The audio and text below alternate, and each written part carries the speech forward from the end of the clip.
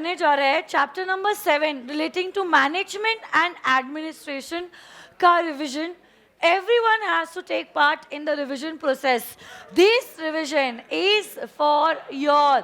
It is not for starting with the first section of this chapter number 7 is relating to the register of members and etc. पहली बात तो बताओ, section number 88 किसके बारे में बात कर रहा है? कौन से registers? Register of members, register of debenture holders and register of other security holders. ये register of members will be maintained in which form number? MGT1. And register of debenture holders and other security holders will be maintained in MGT.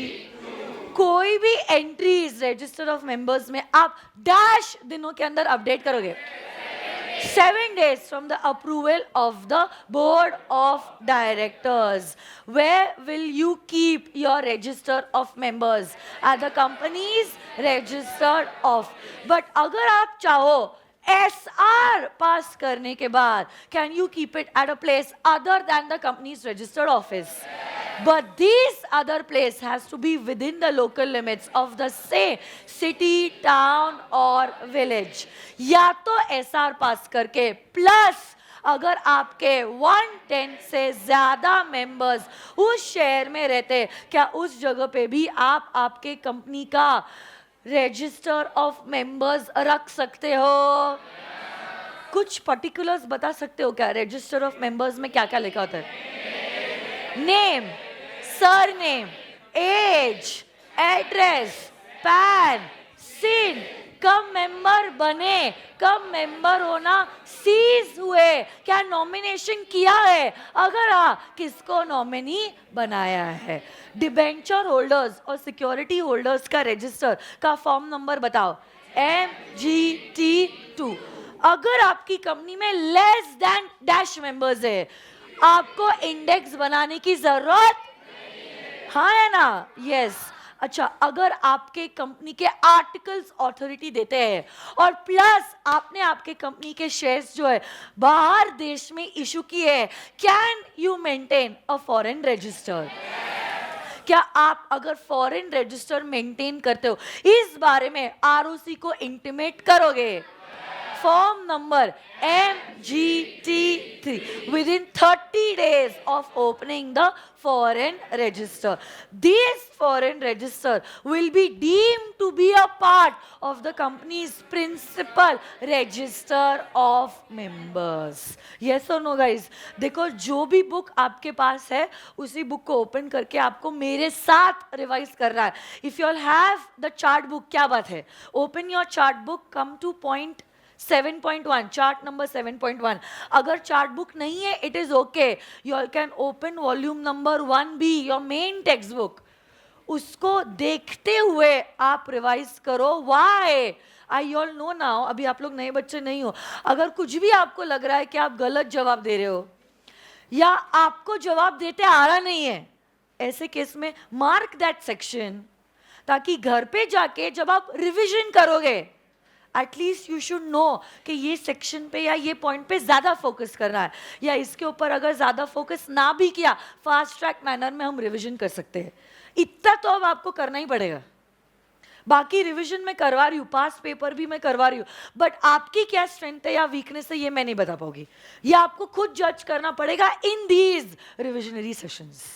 Yes और no guys? So please open your books. जो भी books आपके पास है, keep it in front of your eyes.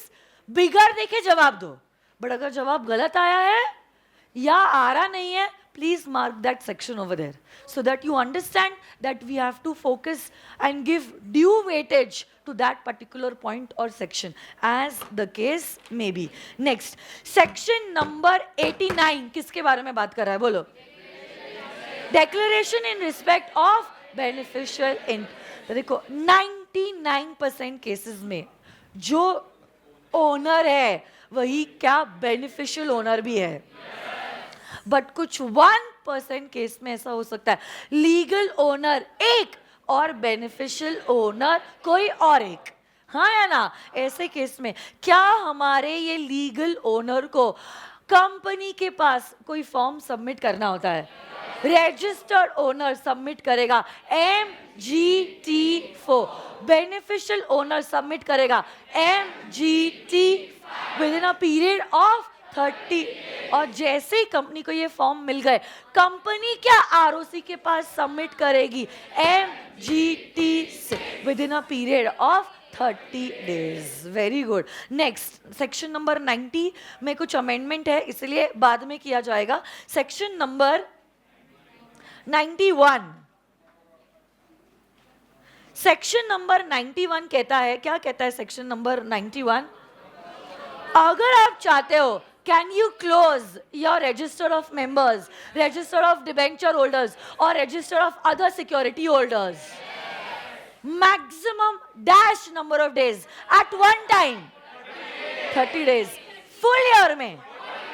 But क्या आपको minimum 7 days notice देनी पड़ेगी टू सेबी एंड ROC, हाँ या ना? प्लस क्या 2 न्यूज़पेपर में, एक वर्नाक्युलर और इंग्लिश न्यूज़पेपर में एडवर्टीजमेंट देनी होगी relating to the closure of your registers.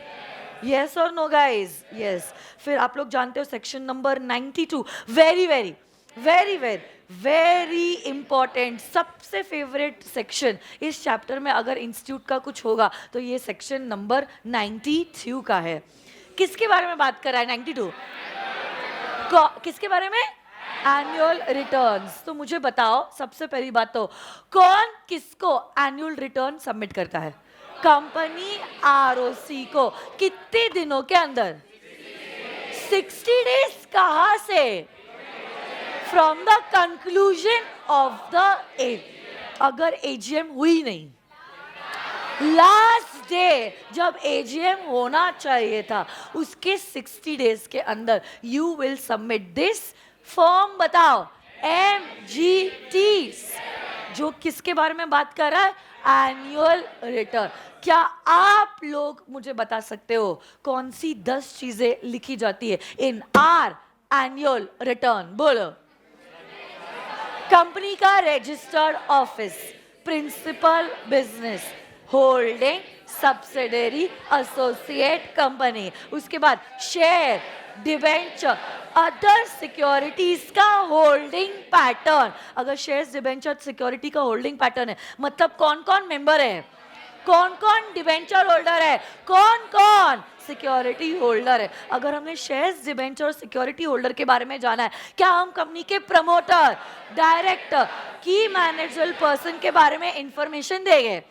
Directors aggregate में कितना रेम्युनरेशन ले रहे हैं, फिर कंप्लायंसेस और डिस्क्लोजर्स। और अगर इनको नहीं किया तो क्या कंपनी को कोई पेनल्टी या डायरेक्टर्स को कुछ पनिशमेंट हुआ है? क्या कोई फॉरेन इंस्टीट्यूशनल इन्वेस्टर ने कंपनी में पैसा डाला है? और lastly meeting of members and meeting of directors के बारे में बताओगे। और एक मिसलेनियस पॉइंट है, such other matters as may be prescribe. As may be prescribe is according to the rules, but rules currently silent है। मतलब करंटली ये 10 चीजों के बारे में क्या आप बताओगे in MGT, which is our annual return, जो किसके पास सबमिट करोगे? कितने दिनों के अंदर?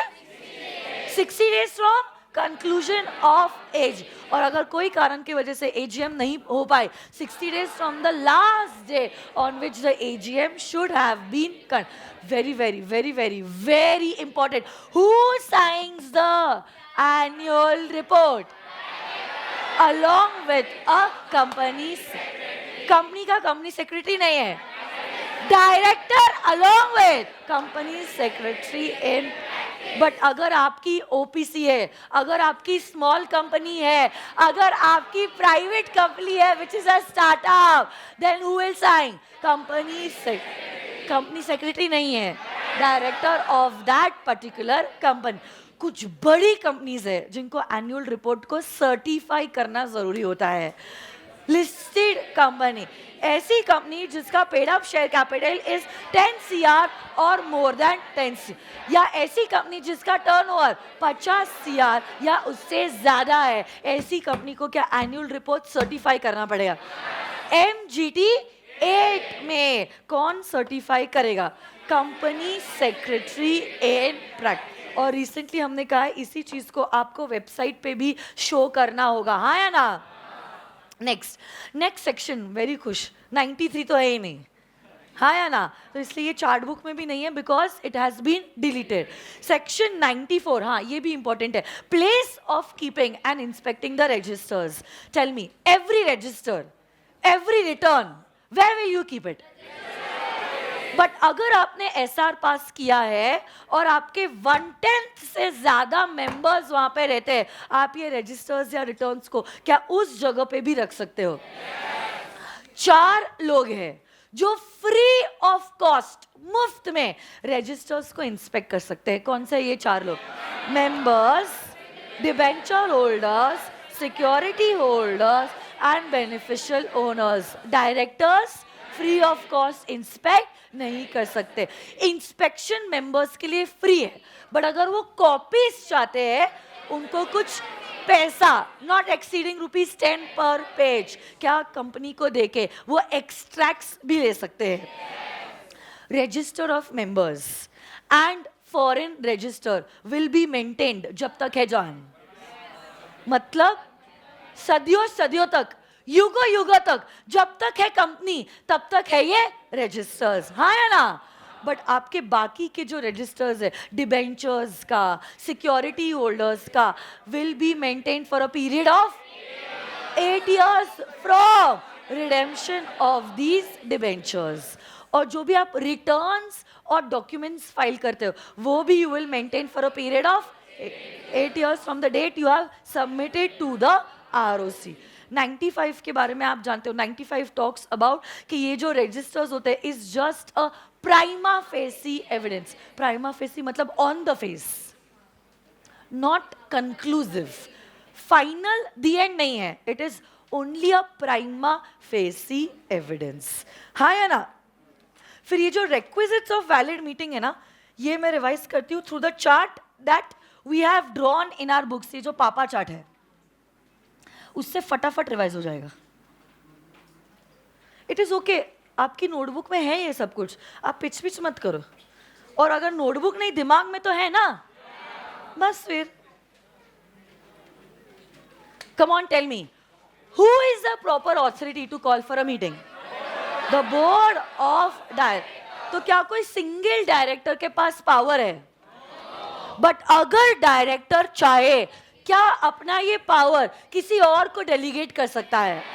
अगर ये पावर किसी और को डेलीगेट किया है, क्या ये पर्सन ऑथराइज हो जाएगा मीटिंग बुलाने के लिए? What is the adequate length of a notice? 21 clear days. 4 दिन एक्सक्लूड की जाते हैं।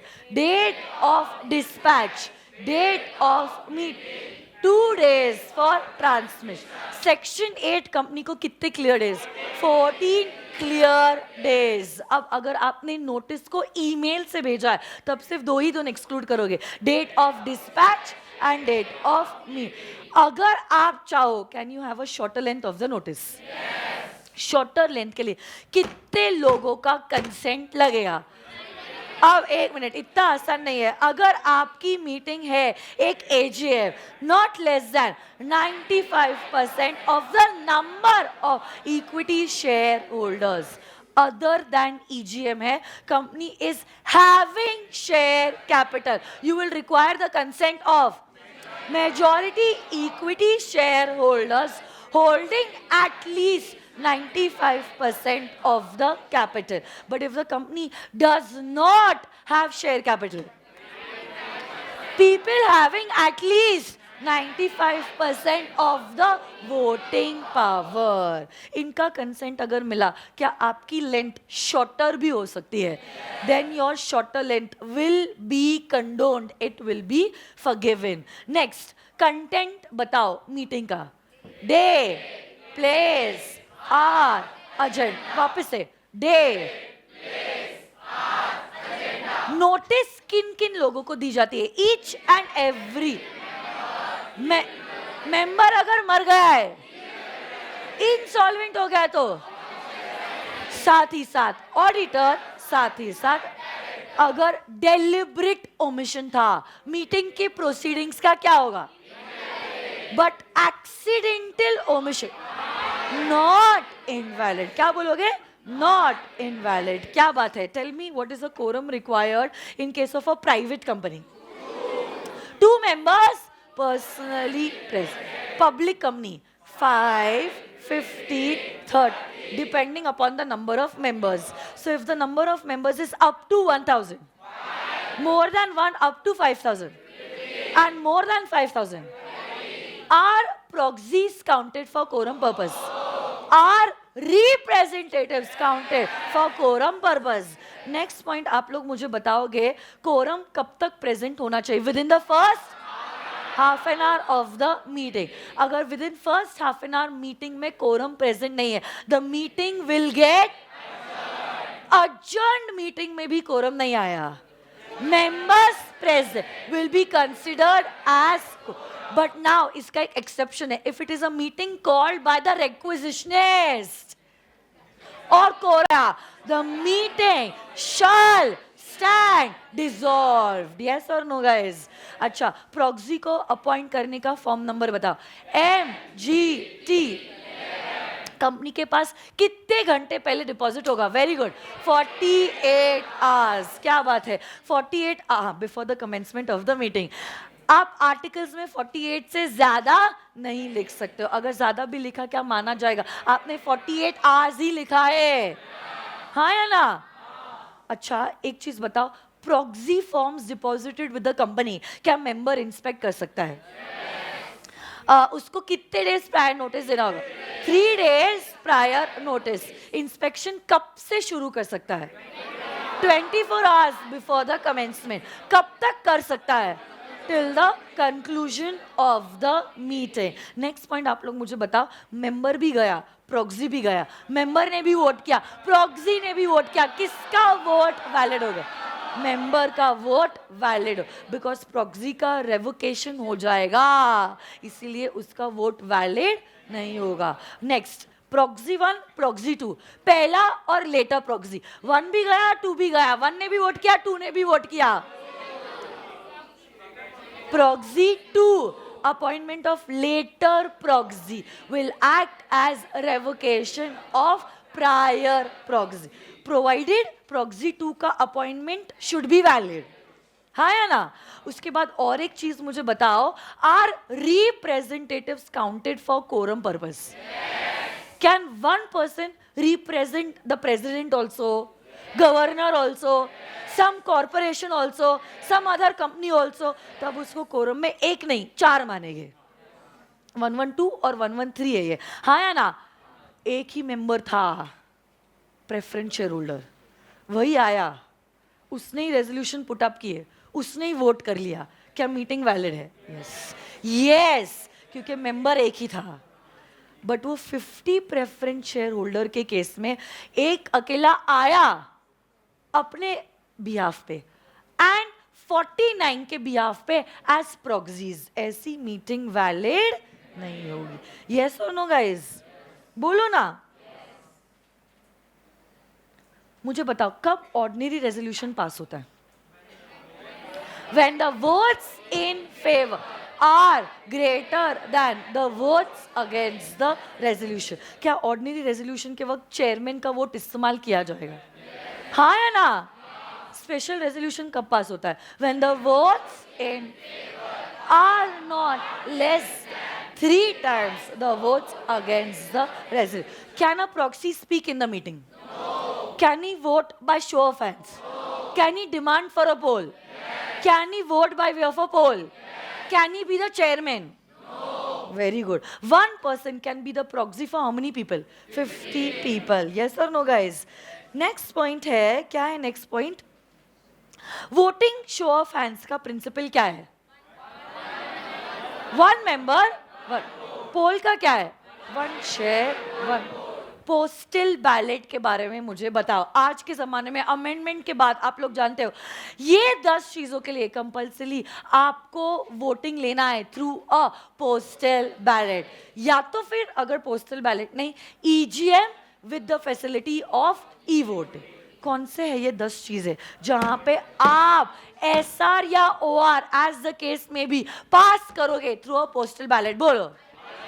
Alteration of object clause, change in the registered office, alteration of the articles of association, DVR को इशू करना, शेयर्स को, small share holder director appoint करना, sale of whole ITC को याद कीजिए, और substantially whole of the undertaking and giving loan और guarantee exceeding the limits. कैसे पास करोगे? यहाँ पे पोस्टल बैलेट के थ्रू रेजोल्यूशन पास करोगे, हाँ या ना?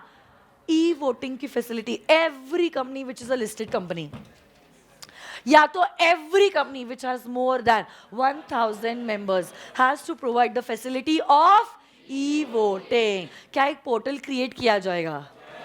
Portal has to close at least meeting के एक दिन पहले 5 बजे and has to remain open for at least 3 days। क्या स्क्रूटनाइजर को अपॉइंट किया जाएगा? कौन हो सकता है ये स्क्रूटनाइजर? अब प्रैक्टिसिंग सीए, सीएस, सीएमए, एडो। क्या स्क्रूटनाइजर रिपोर्ट बनाएगा? क्या मीटिंग फिजिकली कंडक्ट होगी? जब मीटिंग की नोटिस दी जाएगी, डे प्लेस आर एजेंडा तो लिखा होगा, प्लस क्या लिखा होगा? Login ID, steps to create password, कब पोर्टल खुला रहेगा, पोर्टल का लिंक क्या है, क्या यह सारी चीजें दी जाएगी इन द नोटिस। एक कंसोलिडेटेड रिपोर्ट बनाया जाएगा और इसी कंसोलिडेटेड रिपोर्ट को क्या वेबसाइट पे भी प्लेस किया जाएगा। एक बार आपने वोट कास्ट कर दिया है, next you can not change it and you also can not vote again. You can go in the meeting, but you will not be entitled to vote again. This is about e-voting. 2 cases में, सिर्फ और सिर्फ 2 cases में, a member can be restricted from voting. Which are these 2 cases? जब member के है calls in arrears, या तो फिर company has exercised lien। कौन से 2 points से बोला था? Calls in arrears, या तो फिर कंपनी हैज एक्सरसाइज। क्या मिनट्स बनाना जरूरी है? क्या मिनट्स लूज शीट्स में हो सकते हैं? They have to be prepared and signed within 30 days from the conclusion of the meet. Who signs the minutes? Chairman of that meeting. AGM की मैं बात कर रही हूँ, हाँ हाँ या ना? But in case of death or incapacity, who will sign the minutes of AGM? Any director authorized by the board. Is it the absolute discretion of the chairman to write or not write something in the minutes book? If he feels that something is immaterial, defamatory to a particular person or detrimental to the interest of the company, can he avoid writing that point? हर एक page initialled होगा, last page dated as well as sign होगा, हाँ या ना? Serially number हर चीज को करोगे ताकि कोई भी पेज हटाया ना जाए या जोड़ा ना जाए। यस और नो गाइस? मुझे आप लोग बताओगे, क्या बताओगे? फर्स्ट एजीएम जो होती है, फर्स्ट एजीएम, इसको कब तक कंडक्ट करना होगा? With in dash months from the close of the financial year. First AGM के लिए आरओसी का एक्सटेंशन नहीं मिल सकता, बट अगर सब्सिक्वेंट एजीएम है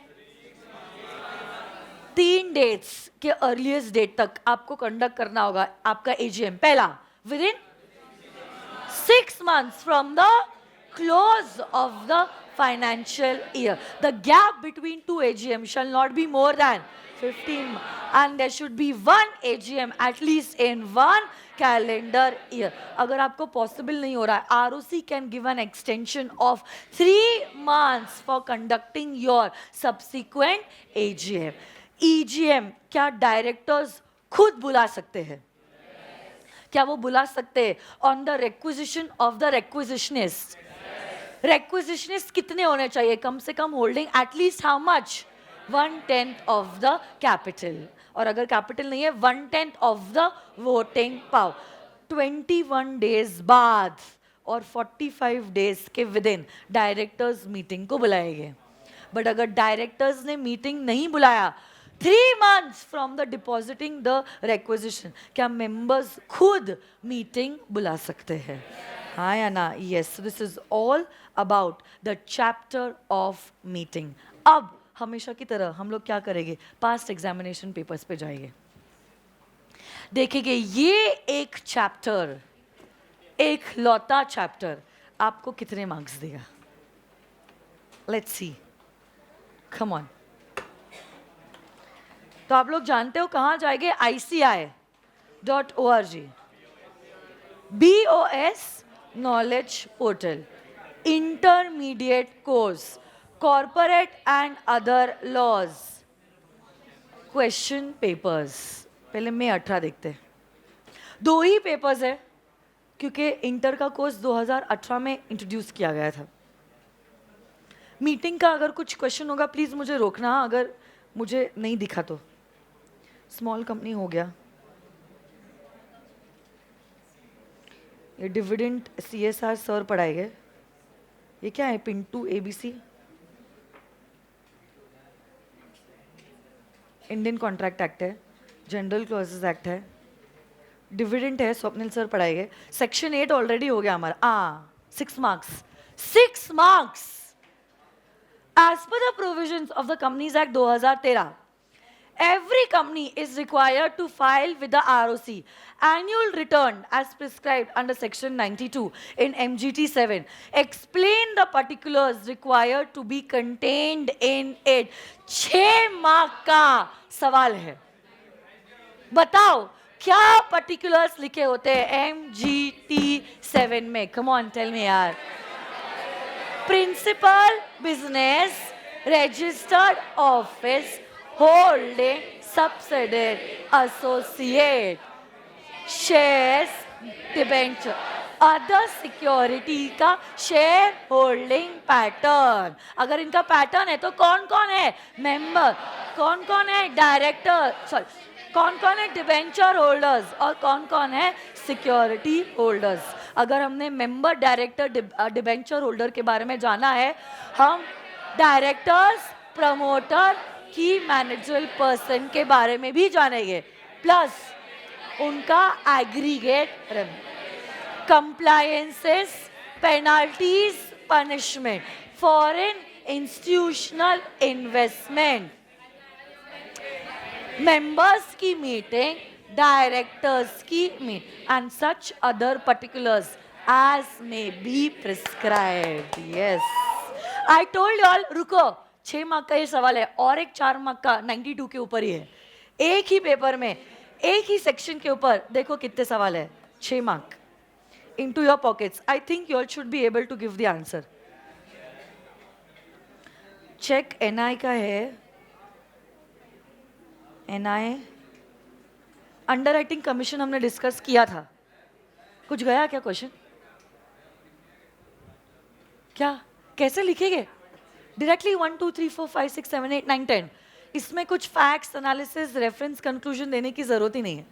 directly according to section 92 in form number MGT 7, the following particulars shall be contained. 1 2 3 4 5 6 7 8 9 10. 6 marks into your pockets.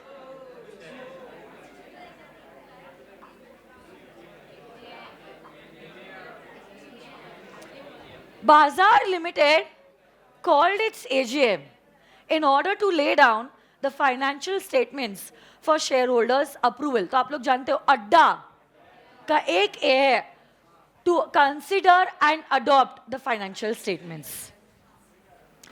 Due to want of quorum, मतलब quorum नहीं आया, the meeting was cancelled. The directors did not file the annual return with the ROC. The directors were of the idea, उनका opinion ऐसा था कि the time for filing the annual return is 60 days from the AGM. But क्योंकि AGM ही नहीं हुई ये filing भी हमें अप्लाई नहीं करेगा. Has the company contravened the provisions of the Companies Act? तो अगर कॉन्ट्रवीन किया है, बताओ कैसे किया है और क्यों किया है. MGT 7 तो 60 डेज के अंदर सबमिट होता है ना, तो बताओ अगर AGM नहीं होती है, yes, last day on which the AGM should have been held. Yes or no guys? अगर MGT 7 ये वो जवाब दे रहे हैं कि क्योंकि AGM ही नहीं हुआ है हम MGT 7 सबमिट नहीं करेंगे, ये सही दे रहे जवाब या गलत दे रहे? तो क्या उन्होंने 92 को कॉन्ट्रवीन किया है?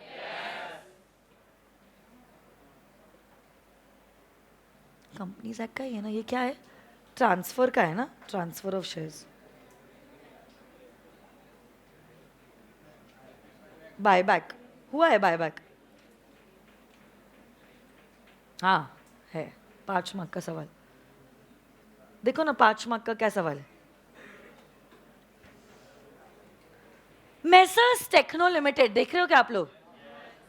Maintains its register of members at its registered office in Mumbai. कहां पे कंपनी का registered office? A group of members residing in Kolkata want to keep the register of members at Kolkata. Explain the provisions of the Companies Act, whether the company can keep the registers and returns at Kolkata. अगर company चाहे कोई दूसरे शहर में अपने registers और return maintain कर सकती है by passing a special provided 110 से ज्यादा मेंबर वहां पे रिसाइड करते हैं. Section number 94. 92 is annual return. 94. Does Mr. Rajit, who is Rajit? Ranjit, he is a director but not a shareholder, have the right to inspect the register of members. Who has the right to inspect? Member, debenture holder, other security holder and beneficial owner. 5 marks into your pocket. शायद इतने ही questions हो गए.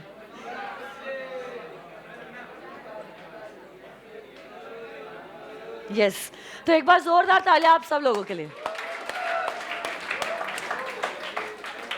आपने देखा 15 mark के सवाल only from 1 chapter number 6, जिसमें से 10 मार्क के सवाल एक ही section number 92.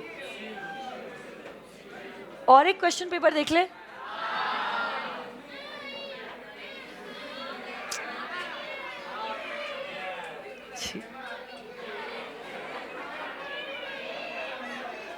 Stop it, guys. Are you all crazy?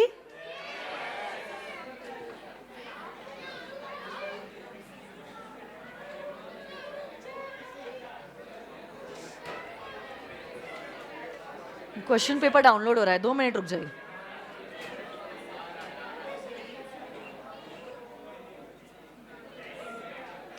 Dividend Swapnil sir Monday से शाम.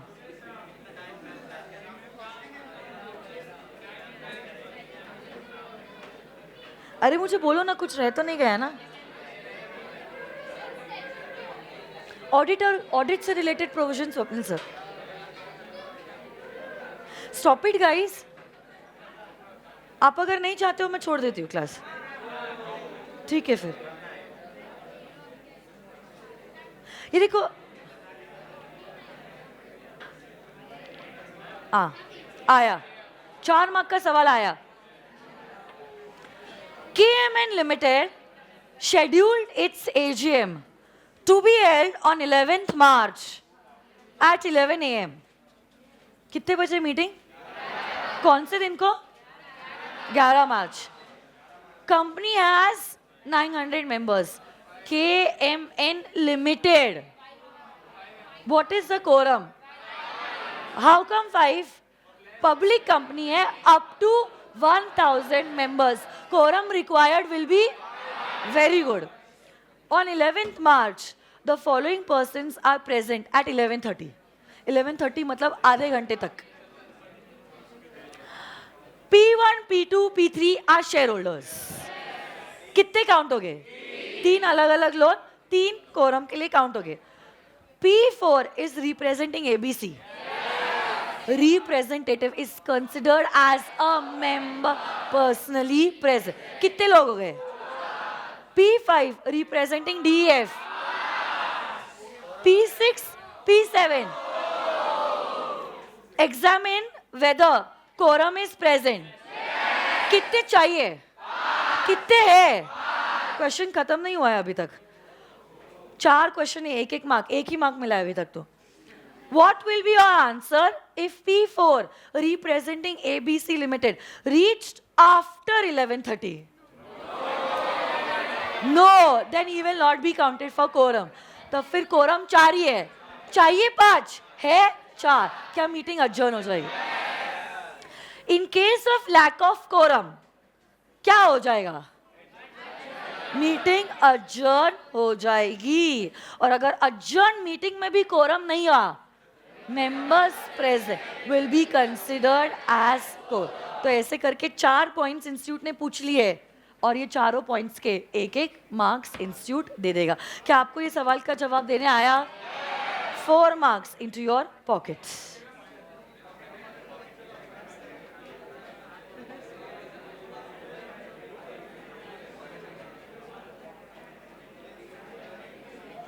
प्राइवेट प्लेसमेंट हो गया है. कौन सा? आया. Due to heavy rains and floods in Chennai, Chennai Handloom Limited was unable to convey its AGM up to 30th September 2017. Last day था 30th September. तब तक कंपनी मीटिंग कंडक्ट नहीं कर पाई because of these floods.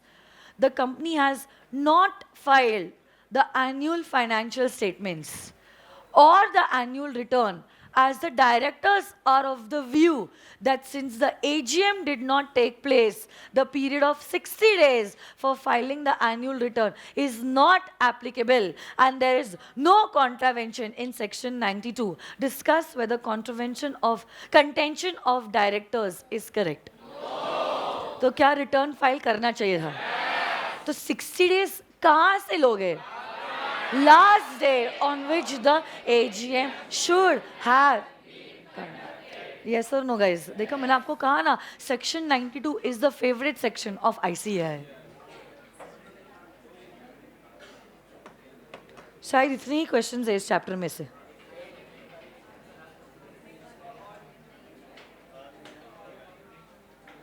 Okay, fine.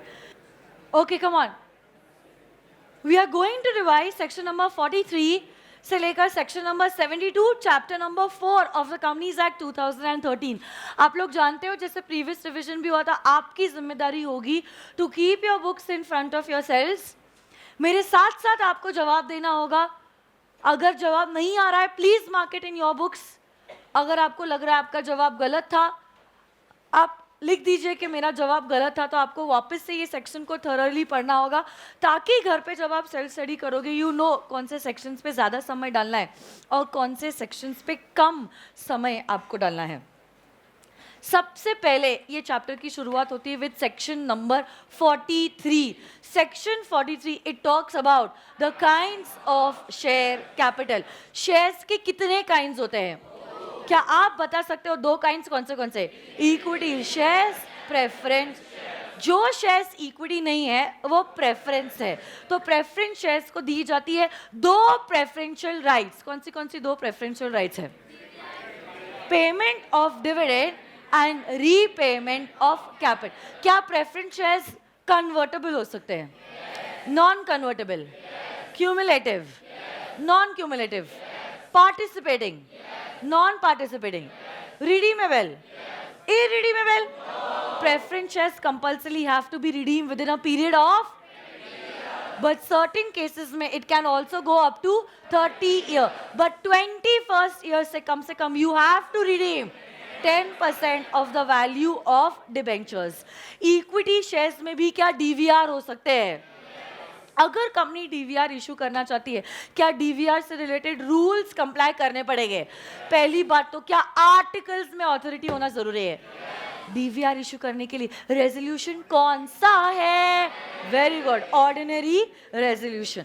DVR का amount can not exceed dash percentage 26% of the post paid up equity share capital. Company के पास होना चाहिए distributable profit for the last 3 years. The company shall not have defaulted in filing financial statements and annual returns in the last 3 years, and there is no subsisting default in the payment of declared dividend to the shareholders or the redemption of preference shares or the redemption of debentures. 4 act के अंदर आप penalized नहीं थे in the last बोलो 3 years. RBI act, SEBI, सिकरा, फेमा, कौन से 4 act? सिकरा. तो पिछले 3 सालों में इन 4 एक्ट के अंदर आप पीनलाइज नहीं हो. तब ऐसे केस में क्या आपकी कंपनी डीवीआर इशू कर सकती है? Section 44, tell me what is the nature of shares, debentures. Shares and debentures are a movable property and they are transferable in nature. अगर पब्लिक कंपनी है तो क्या फ्रीली ट्रांसफरेबल? बट क्या private company में भी क्या शेयर्स ट्रांसफरेबल होते हैं? But with certain restriction. Section 45, numbering of हर एक शेयर को क्या डिस्टिंक्टिवली नंबर करना कंपलसरी है. 46 किसके बारे में बात कर रहा है? Share cert. तो अगर आपको आपके शेयर्स फिजिकल फॉर्मेट में इशू करने हैं, क्या शेयर सर्टिफिकेट इशू करना कंपलसरी है? साइन कौन करेगा शेयर सर्टिफिकेट पे? 2 डायरेक्ट. और अगर कंपनी सेक्रेटरी है तो 1 director along with the company secretary. What is section 47 saying? General rule क्या बोलता है? Who has the right to vote? Only the equity share holders, वो भी in proportion of the paid up share capital. But इसके कुछ exception है. Can the preference share holders also vote in certain exceptional cases? Dividend अगर 2 साल से ज्यादा नहीं दिया है, वाइंडिंग अप का रेजोल्यूशन है, रिडक्शन ऑफ शेयर कैपिटल का रेजोल्यूशन है, तब इक्विटी शेयर होल्डर्स के साथ साथ क्या हमारे प्रेफरेंस शेयर होल्डर्स भी वोट करेंगे? This was section number 47. 48 किसके बारे में बात करता है? Variation of the share holders right. क्या आप शेयर होल्डर्स के राइट को वेरिएट कर सकते हो? शेयर होल्डर्स की राइट अगर आपको वेरिएट करनी है, रेजोल्यूशन कौन सा पास होगा? Special resolution. अगर राइट्स चेंज करते वक्त किसी और कैटेगरी के शेयर होल्डर्स के राइट्स भी अफेक्ट हो रहे हैं, इनका एसआर के साथ साथ क्या आप उनका भी एसआर पास करवाओगे? अगर 10% या उससे ज्यादा लोगों ने ये वेरिएशन के लिए कंसेंट नहीं दिया है, अब ऐसे केस में 21 डेज के अंदर can you make an application to the tribunal. Tribunal का जो भी डिसीजन होगा क्या वो फुल एंड फाइनल होगा? Will it be binding on both share holders as well as the company? क्या ये सेक्शन नंबर 48. और यही ट्रिब्यूनल का ऑर्डर आप आरओसी के पास फाइल करोगे with in a period of 30. मतलब मम्मी को बताओगे कि हे मम्मी देखो, ट्रिब्यूनल ने फाइनली ये ऑर्डर पास किया है और हमने ये चीज कंप्लाई कर ली है. 48 किसके बारे में बात कर रहा है? वापस से बोलो तो, variation of the share holders right. वापस से बताओ 43 से लेकर 48 तक. 43 क्या है? 44 नेचर ऑफ शेयर्स और debentures. 45 numbering of. 46 certificate of shares. 47 voting rights. And 48 49 50 51 52 53 54 सब एक दूसरे से कनेक्टेड है. सबसे पहला section number 49 says that the calls on shares has to be made on a uniform basis. The calls on shares has to be made on a uniform. आप discrimination नहीं कर सकते कि इनसे 10 रुपए, इनसे 4 रुपए और इनसे पैसे मंगा ही नहीं है। अगर आप लोगों के शेयर्स की कैटेगरी एक ही है तो जो भी कॉल मैंने किया है सभी से इक्वल अमाउंट का ही किया जाएगा। I have to make a call on shares on a uniform basis. कहाँ पे दिया गया है? सेक्शन नंबर 49 पे।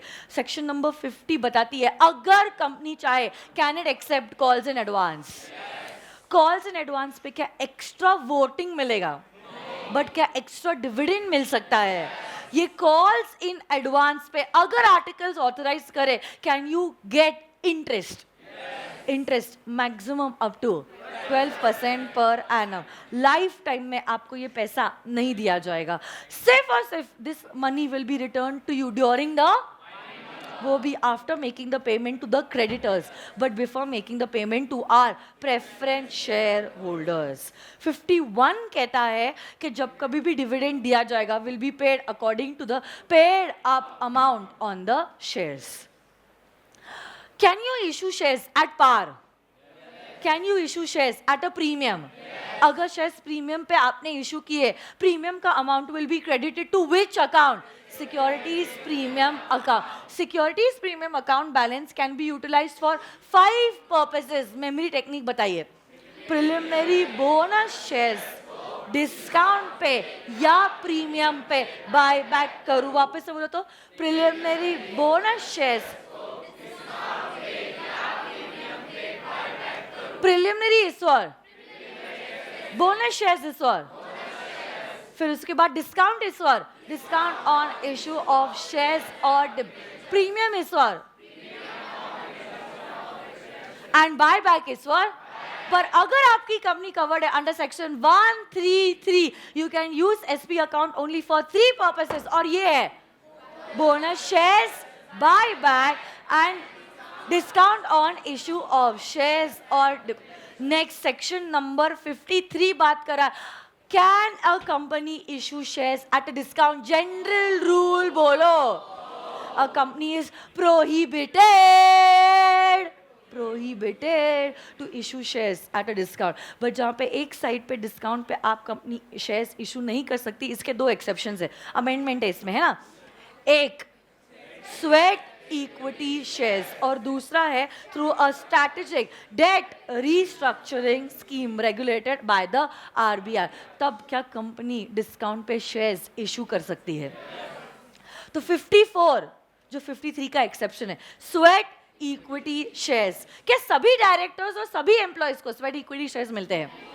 वही डायरेक्टर या वही एम्प्लॉई जिसने कंपनी को कुछ टेक्निकल नो हाउ या इंटेलेक्चुअल प्रॉपर्टी प्रोवाइड किया है, क्या उसी बंदे को मिलेंगे कंपनी के ये sweat equity shares?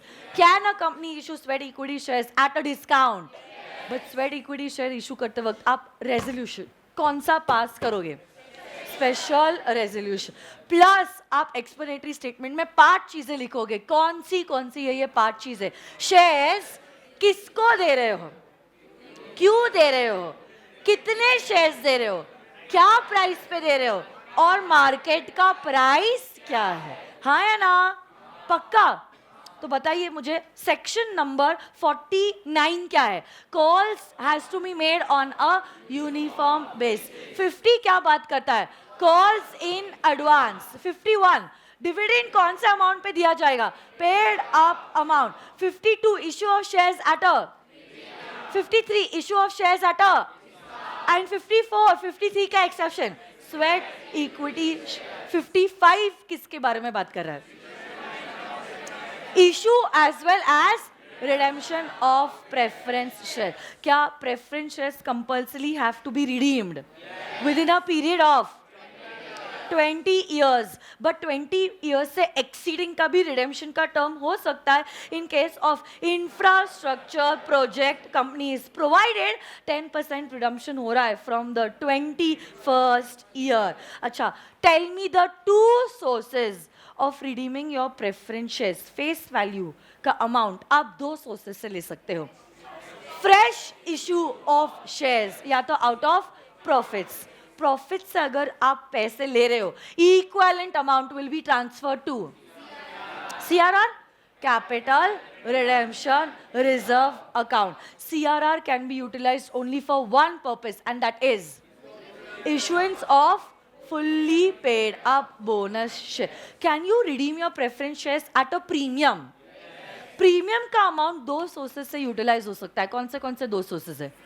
Securities premium या तो out of the profits. Yes और no guys? Yes. Next 56 transfer and transmission. Transfer और ट्रांसमिशन सेम है या अलग अलग है? कौन सा वॉलंटरी है? क्या? कौन सा बाय ऑपरेशन ऑफ लॉ है? कहां पे सेल और परचेस हो रहा है? कौन सा होता है ड्यूरिंग डेथ, इंसॉल्वेंसी, इंसैनिटी? कहां पे SH4 लग रहा है? नहीं लगता. कंसिडरेशन है? नहीं है. स्टैम्प ड्यूटी है? स्टैम्प ड्यूटी नहीं है. तो ट्रांसफर और ट्रांसमिशन सेम नहीं होता है. ओके, ट्रांसफर वॉलंटरी है, ट्रांसमिशन है बाय ऑपरेशन ऑफ.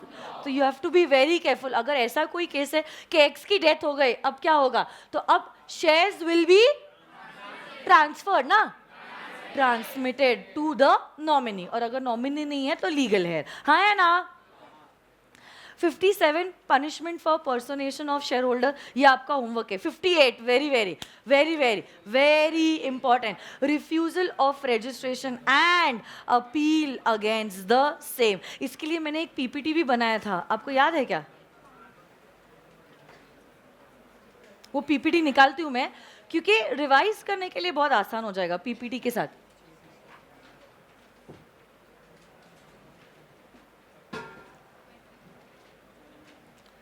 कहाँ है पीपीटी? ये रहा. ये देखो,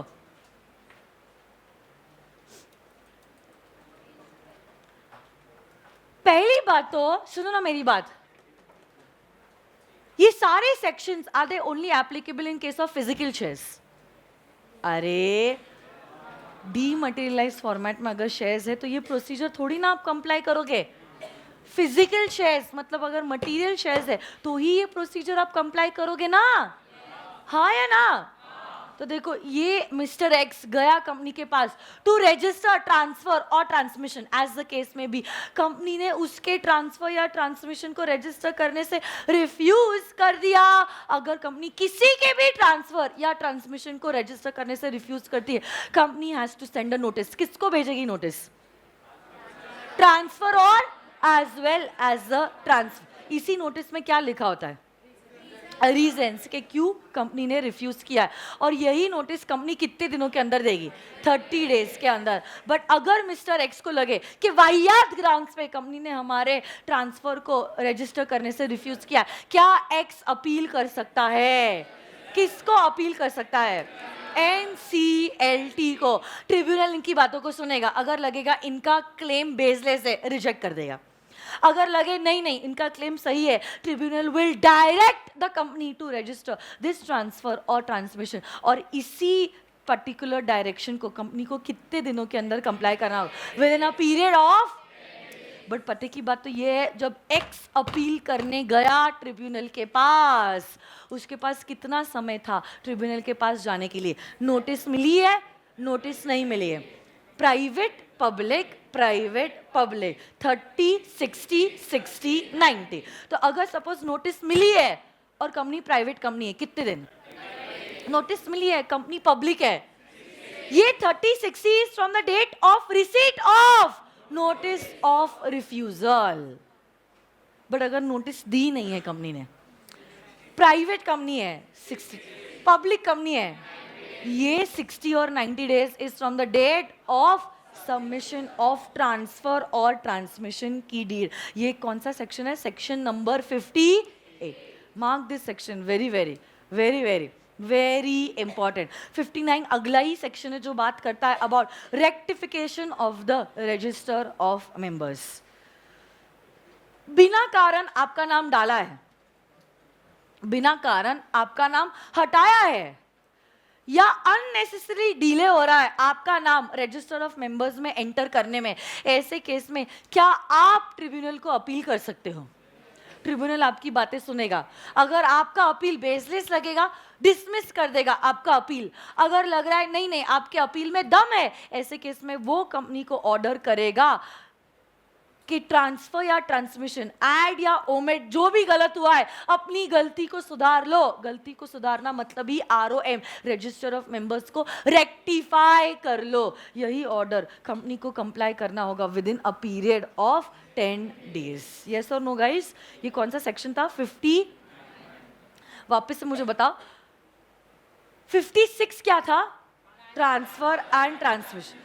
58 बात कर रहा था refusal of registration and appeal against the refusal, और 59 was talking about rectification of the register of. 60 बहुत ही इजी है, जहां कहीं पे भी आप आपका सब्सक्राइब और पेड अप कैपिटल लिखते हो उसके साथ, सॉरी उल्टा, जहां कहीं पे भी आप आपका ऑथराइज शेयर कैपिटल लिखते हो, ऑथराइज शेयर कैपिटल के साथ साथ क्या आप आपका subscribe and paid up capital भी लिखोगे? लिखोगे या नहीं? देखते हैं। 43 से 60 वापस से रिवाइज करते हैं, फिर 61 से 72 पे जाते हैं। छोटे छोटे ब्लॉक्स में आसान हो जाता है। 43 क्या था?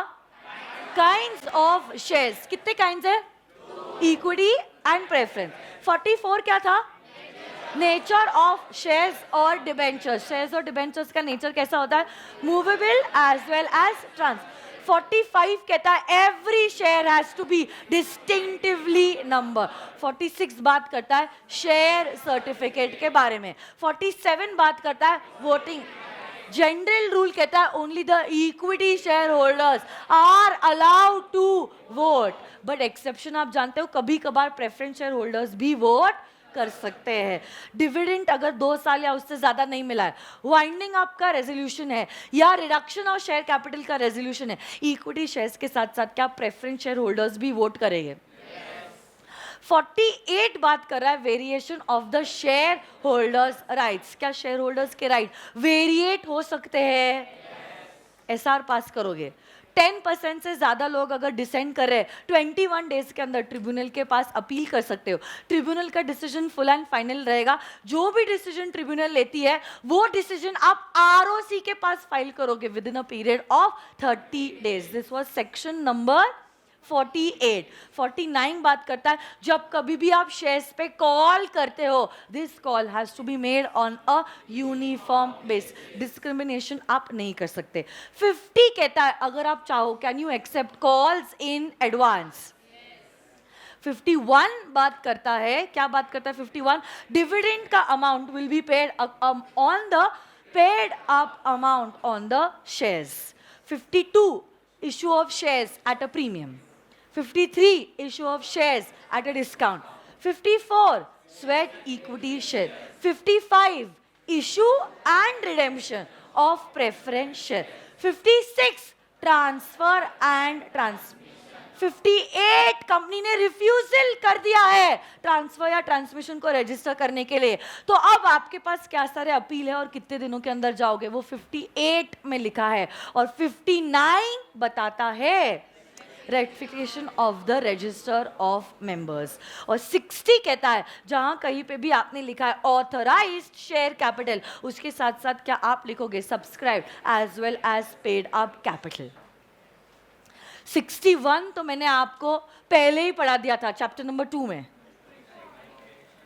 कब कब कैपिटल क्लॉज MOA का अल्टर होता है? चलो बताओ। 5 केसेस में, इंक्रीज, डिक्रीज, कंसोलिडेट, सब divide, conversion of share into stock, stock into, वापस से बोलो, increase, decrease, consolidation, sub division, conversion of share into stock. Next, further issue of share capital. अगर कंपनी को और पैसे चाहिए in the form of share capital, 3 जरिए है।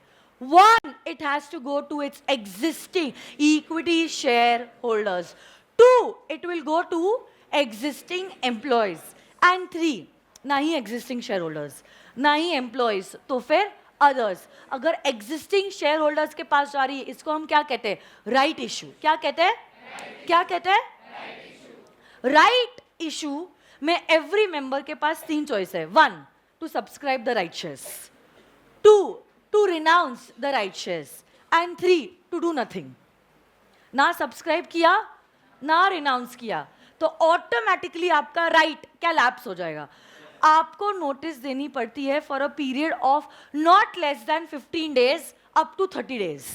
बट अगर प्राइवेट कंपनी है और 90% मेंबर्स या उससे ज़्यादा ने अग्री किया है तो आपका नोटिस पीरियड क्या 15 days से भी कम हो सकता है. हाँ या ना. अगर आप एग्जिस्टिंग मेंबर्स के पास नहीं जाना चाहते हो, एग्जिस्टिंग एम्प्लॉयज के पास नहीं जाना चाहते हो, ऐसे केस में you can go to others के पास जा रहे हो, you have to pass a special resolution. 53 बात करता है इशू ऑफ बोनस शेयर्स. मैंने क्या बोला? 53 बोला मैंने. I was just checking your concentration. 63 talks about issue of bonus shares. सुनो ना, बोनस शेयर्स में क्या कैश इस्तेमाल होता है? जब आप बोनस शेयर्स देते हो क्या कैश इस्तेमाल होता है? बट क्या कैपिटल बढ़ता है? बोनस शेयर्स 3 सोर्सेस से दिए जा सकते हैं. सबसे पहला सोर्स सीआरआर नहीं है तो सिक्योरिटीज प्रीमियम. सिक्योरिटीज प्रीमियम भी नहीं है तो जनरल रिजर्व्स. अच्छा एक बात बताओ, क्या आर्टिकल्स में अथॉरिटी होनी चाहिए?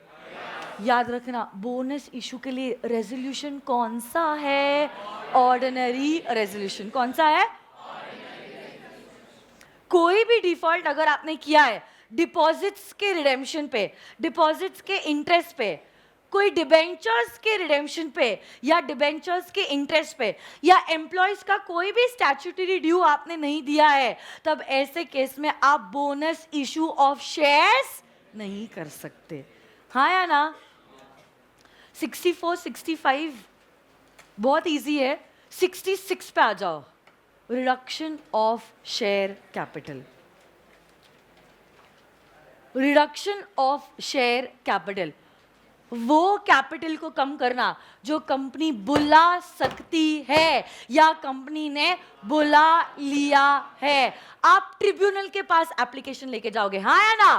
ट्रिब्यूनल 4 लोगों के पास जाएगी. कौन से ये 4 लोग बोलो तो? Central government, ROC, SEBI and creditors. Creditors ने अगर मना किया, क्या आप उनको कन्विंस करने की कोशिश करोगे? कन्विंस नहीं हो रहे हो, क्या उनको सिक्योरिटी देने की कोशिश करोगे? उससे भी नहीं मान रहे हो, will you pay them off? एक बार ट्रिब्यूनल ने कंफर्मेशन दिया उसके बाद ही you can go for a reduction of share capital. यही जो ऑर्डर था कंफर्मेशन ऑफ ट्रिब्यूनल का, दिस कंफर्मेशन का ऑर्डर ट्रिब्यूनल का you also have to file with ROC. Company के मेंबर्स की भी आप परमिशन लोगे थ्रू अ स्पेशल रेजोल्यूशन. फिर रिडक्शन का प्रोसेस करोगे. Once you have finished with the reduction process, company के नाम के आगे आपको शब्द ऐड करने पड़ेंगे एंड रिड्यूस्ड फॉर 5 years. आप लोग जानते हो रिडक्शन एक चीज होती है and diminishing your share capital दूसरी चीज होती है. To diminish means to cancel your authorized share capital, and reduction is the cancellation of your subscribed share capital. हाँ या ना. वहाँ पे ट्रिब्यूनल का अप्रूवल नहीं लगता है, यहाँ पे ट्रिब्यूनल का अप्रूवल लगता है. हाँ या ना.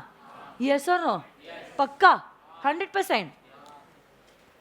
67, 68, 69 और 70 ये चारों सेक्शन एक दूसरे से रिलेटेड है. 67 बात करता है यू आर रिस्ट्रिक्टेड, यू मतलब कंपनी, डायरेक्टली और इनडायरेक्टली किसी को भी पैसा देना. क्यों पैसा दे रहे हो? To purchase your own shares.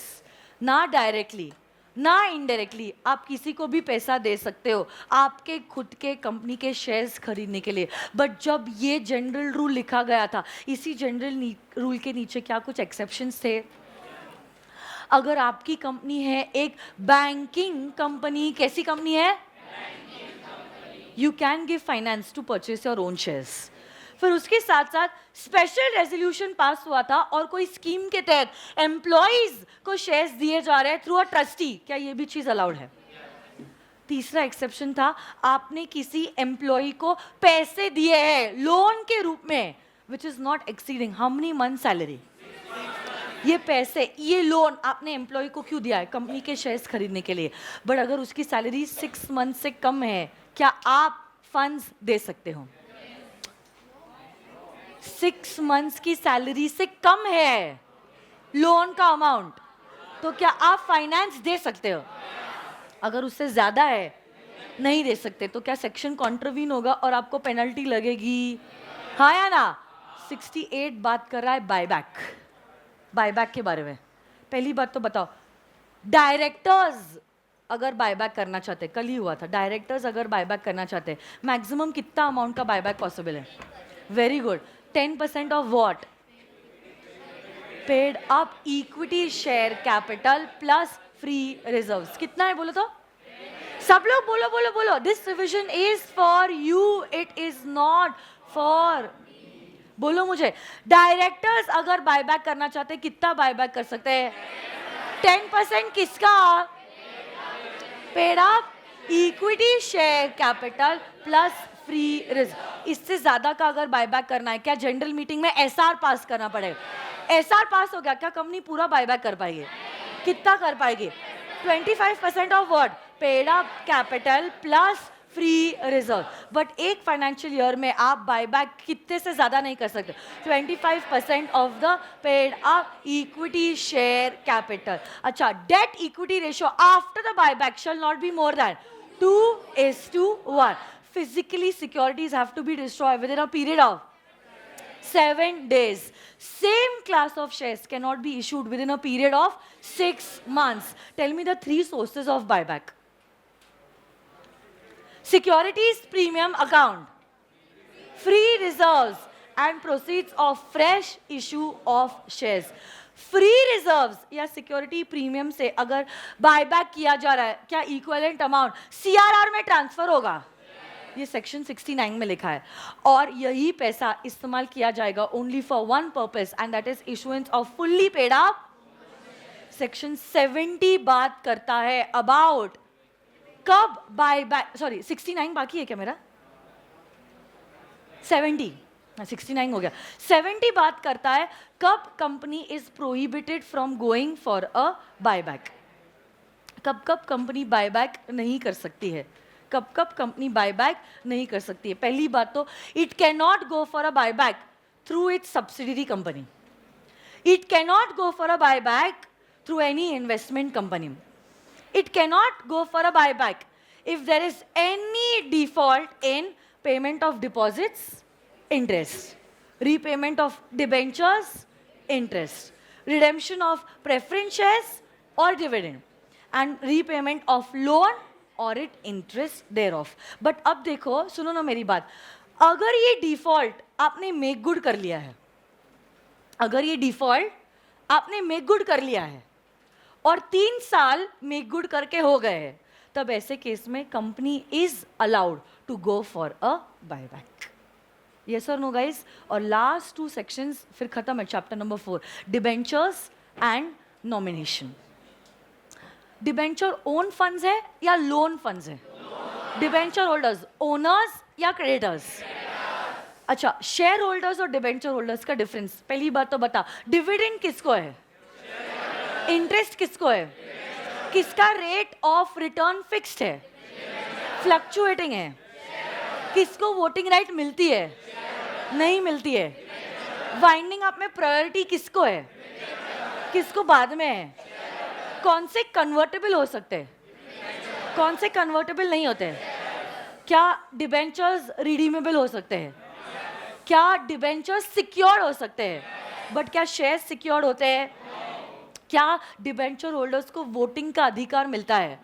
अगर आपके डिबेंचर सिक्योर्ड है, क्या वो कंपल्सरी रिडीम होना जरूरी है with in a period of? क्या 30 इयर्स तक कभी ये समय जा सकता है?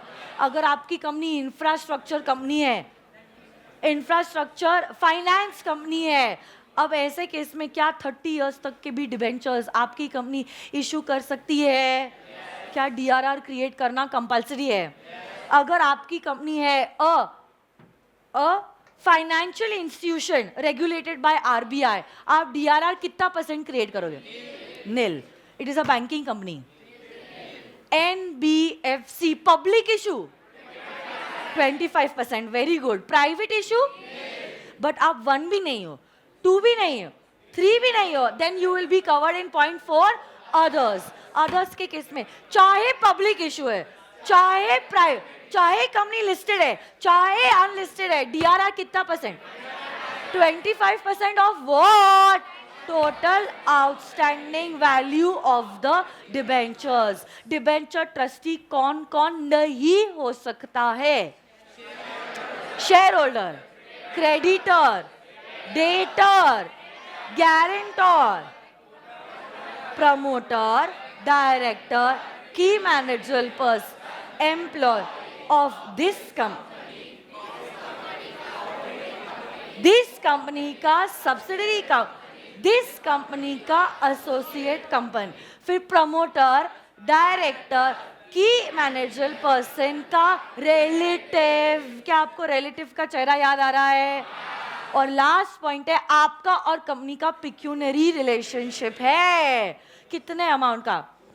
2% और मोर, 2% और मोर ऑफ 3 फिगर्स का लोअर.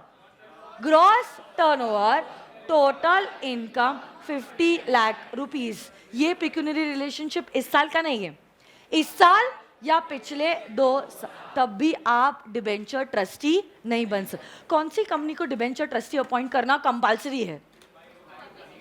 पब्लिक इशू किया है to more than 500 people. Debenture trust deed कितने महीनों के अंदर एग्जीक्यूट हो गए? डिबेंचर ट्रस्ट डीड का फॉर्म नंबर बताओ. SH12. कौन सा फॉर्म नंबर है? S. कितने महीनों के अंदर execute? 3 months from the closure of the issue. And last section 72 is nomination. Nomination आप कभी भी कर सकते हो. It's not compulsory. नहीं भी किया तो भी चलेगा, किया है क्या बात है. बट अगर जॉइंट होल्डर्स है, सबके डेथ के बाद ही नॉमिनी को शेयर्स ट्रांसमिट हो गए. Can you appoint a minor as a nominee? Yes, but you will have to also specify the name of a guardian. Yes or no, guys? Yes. So this is all for today. Thank you very much.